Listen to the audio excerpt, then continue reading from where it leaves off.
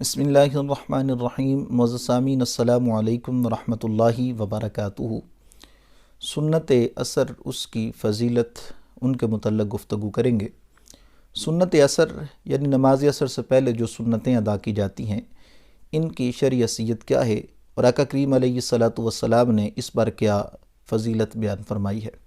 تو سب سے پہلے تو یہ سماعت فرمائیں کہ سنت اثر، ان کی شرعی حیثیت یہ ہے کہ یہ سنت غیر مؤکدہ ہیں، اور سنت غیر مؤکدہ ان سنتوں کو کہا جاتا ہے جن کو آقا کریم علیہ الصلاۃ والسلام نے ادا تو کیا ہو لیکن بعض اوقات ان کو ترک بھی فرمایا ہو. اور یہ سنتیں ایسی ہیں کہ ان کو ادا کرنے پر تو رب تعالیٰ بہت زیادہ اجر عطا فرماتا ہے. اگر کوئی آدمی ان کو ادا نہیں کرتا تو اس پر کسی قسم کا مواخذہ نہیں کیا جائے گا. تو آقا کریم علیہ الصلاۃ والسلام آپ کا عمل مبارک آپ کے سامنے رکھتا ہوں، جس سے اس مسئلہ کی وضاحت ہو جائے گی. مولا کائنات حضرت علی رضی اللہ تعالی عنہ، آپ اس حدیث مبارکہ کو روایت کرتے ہیں. آپ بیان فرماتے ہیں، کان رسول اللہ صلی اللہ علیہ وسلم یصلی قبل العصر 4 رکعات، جس کا مفہوم یوں ہے کہ آقا کریم علیہ الصلاۃ والسلام کے غلام حضرت علی رضی اللہ تعالیٰ عنہ آپ بیان فرماتے ہیں کہ آقا کریم علیہ الصلاۃ والسلام عصر سے پہلے 4 رکعتیں ادا فرماتے تھے.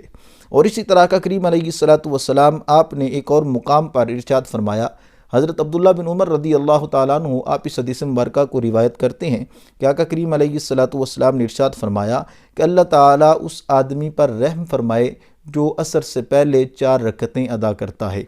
اور اسی طرح طبرانی کبیر کے اندر ام المومنین حضرت ام سلمہ رضی اللہ تعالی عنہ آپ سے روایت ہے کہ آپ بیان فرماتی ہیں کہ آقا کریم علیہ الصلاۃ والسلام نے ارشاد فرمایا کہ جو آدمی عصر سے پہلے 4 رکعتیں ادا کرے گا، رب تعالیٰ اس کے بدن کو آگ پر حرام کر دے گا.